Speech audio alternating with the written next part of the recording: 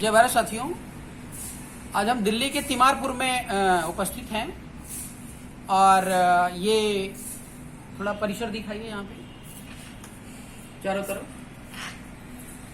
ये दिल्ली का कबीर मंदिर है जो तिमारपुर में स्थित है और बढ़िया गद्दी से संबंध रखता है।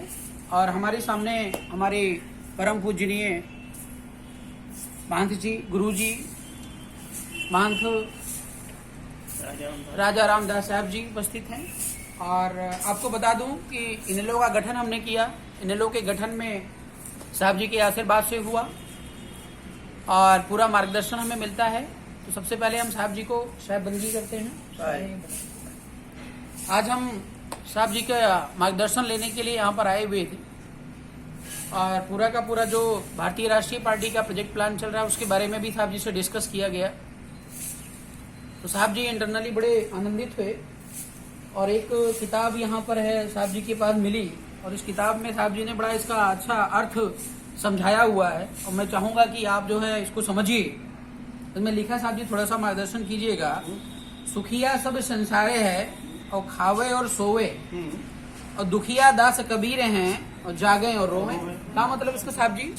इसका मतलब यह है कि सारा संसार जो है कमाता है और खाता है और पेट भर के खाता है, नींद भर के सोता है।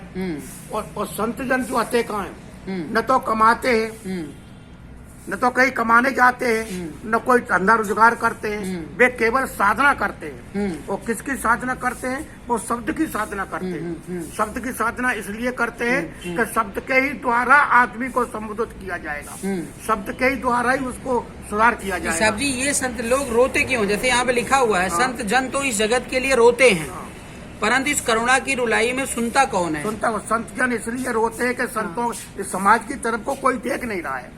अच्छा, समाज परेशान और पीड़ित। समाज इतना दुखी है, इतना परेशान है।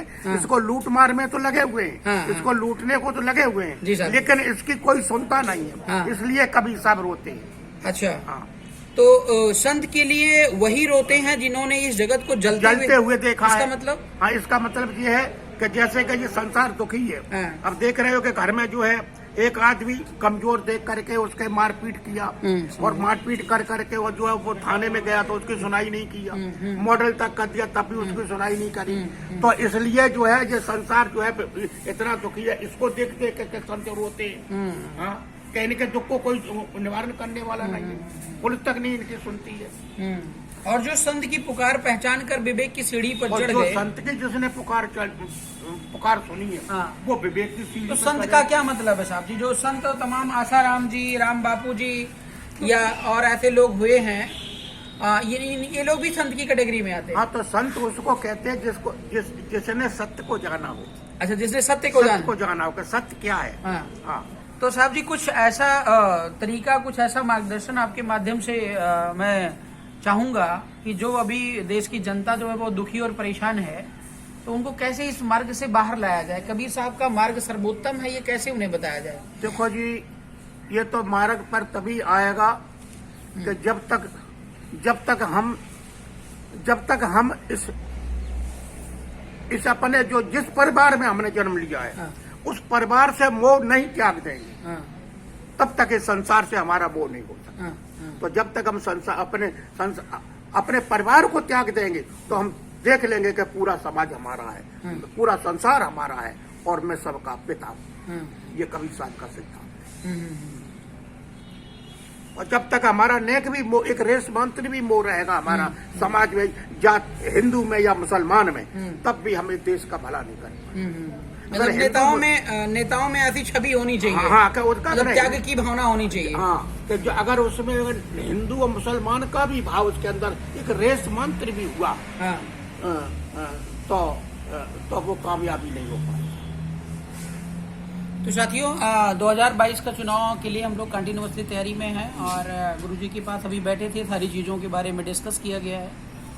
और गुरुजी ने एक प्रश्न पूछा कि बेटा ये बताओ कि जो पार्टी का जो खर्चा है वो कैसे चलता है और कैसे आप लोग को काम करना भी बंद कर दिए, कमाना भी बंद कर दिए हैं, जो अपना पर्सनल जो बिजनेस व्यापार है वो भी आप स्विच ऑफ करके बैठे हुए हैं, तो कैसे खर्चा चल रहा है? तो मैंने वो चीज़ें गुरुजी के समक्ष रखी जो आप सभी लोगों से लगातार सहयोग मिल रहा है और बीआरपी का फार्मूला है कि 1 रुपये पर डे के हिसाब से अगर आप बीआरपी में मतलब डोनेट करते हैं तो बीआरपी कंटिन्यूसली आपके लिए काम करने के लिए तत्पर है, एक परिवार की तरह, एक फैमिलियर इन्वायरमेंट की तरह। तो गुरुजी को जब हमने बताया तो गुरुजी बड़ा अच्छा आभास किए, तो गुरुजी के माध्यम से जानते हैं। तो गुरुजी ये बताइए, जो 30 रुपये वाला तरीका है ये कैसा है? मतलब ये ऐसा है कि अब मान लो हमने 30 रुपये आपको दिए। जी साहब जी। तो मेरा आपसे परिचय हो गया। हाँ।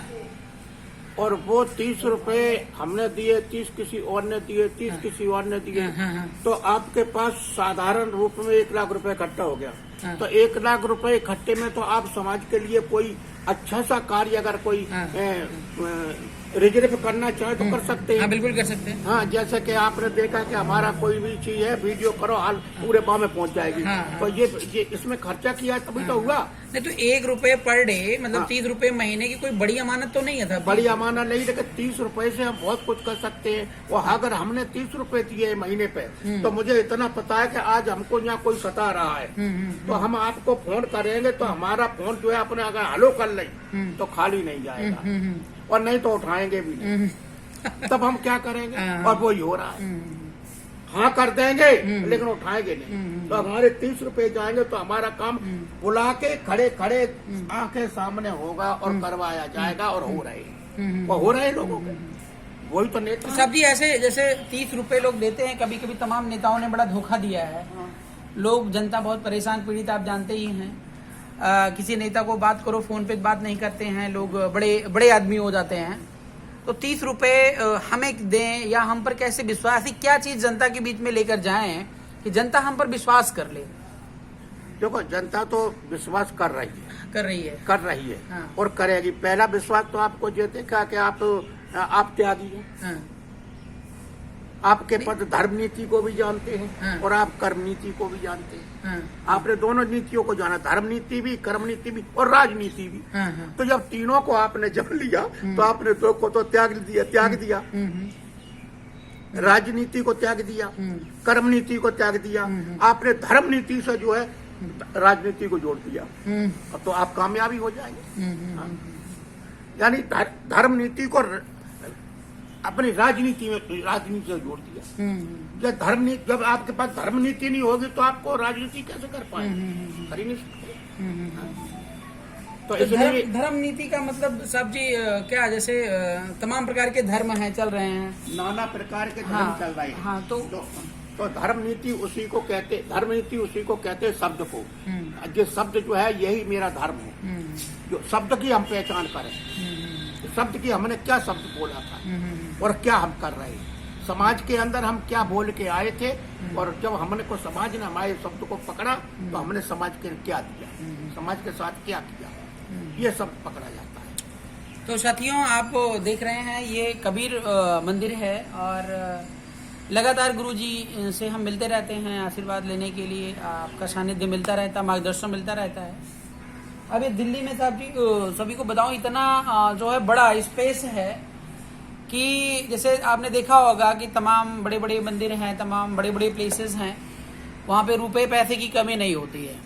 लेकिन हम जो चीज़ फील कर रहे हैं कि अगर हमारे पास रुपया हो, हमारे पास उतने पैसे हो, तो ये पूरा जो परिसर आप देख रहे हैं, थोड़ा कैमरा घुमा के एक बार दिखाइए वहाँ पर, तो जो ये परिसर आप देख रहे हैं, इस परिसर को बहुत ही बेहतर बनाया जा सकता है।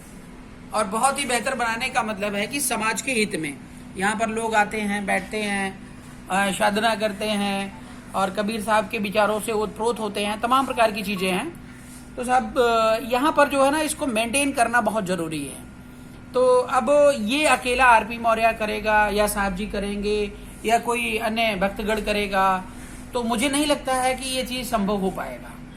और अगर हम किसी बड़े आदमी को पकड़ लेते, जैसे मोदी ने अडानी अंबानी को पकड़ लिया है, अडानी अंबानी को लेकर के वो सत्ता में आए या बड़े बड़े काम तो कर डाले हैं, लेकिन बाद में वही अडानी अंबानी इनको अपने अंडर में बिठा के रख लिया। जो कह रहा है वही मोदी और योगी कर रहे हैं। तो साथियों, अगर हमें वास्तव में हमारे महापुरुषों की विचारधारा पे काम करना है, कबीर साहब की विचारधारा को मतलब लागू करना है, समाज में लाना है, तो कहीं ना कहीं हम लोगों का बराबर का सहयोग होना बहुत ज़रूरी है, आपस में कंट्रीब्यूशन होना बहुत ज़रूरी है। तो प्रिंसिपल आपको पहले से पता है कि तन मन धन 3 चीजें होती हैं। तो अगर हम सही मार्ग पे हैं तो आपका तो मन चाहिए ही। अब बात आती है तन और धन की। तन देने के लिए हम लोग तैयार हैं, जो समाज में और सारे वॉलेंटियर या लड़के तैयार हो रहे हैं, जो लोग जिनके पास समय है वे अपना तन दे रहे हैं। और जो धन देने की बात है, जो लोग ऑलरेडी इंगेज हैं, कहीं कमा रहे हैं, उनसे मात्र 30 रुपए की डिमांड करते हैं। तो गुरुजी के सामने जब ये बात आई तो गुरुजी को बड़ा अच्छा लगा और गुरुजी ने तुरंत जो है वो निकाल करके 30 रुपए देने की बात करी है। तो हम अपने लिए नहीं, समाज के लिए, देखो गुरुजी का डेडिकेशन आप देखिए कि गुरुजी 30 रुपए मेरे लिए नहीं, समाज के लिए पर मंथ देने का ये वचन देते हैं। ऐसा है गुरुजी? हाँ जी, समाज में जा रहा है। हाँ, समाज में जा रहा है। समाज में जा रहा तो है। बहुत बहुत धन्यवाद गुरुजी, आपको बहुत बहुत आभार व्यक्त करूंगा। तो आप समाज को क्या मार्गदर्शन देना चाहेंगे इस 30 रुपए के लिए साहब जी?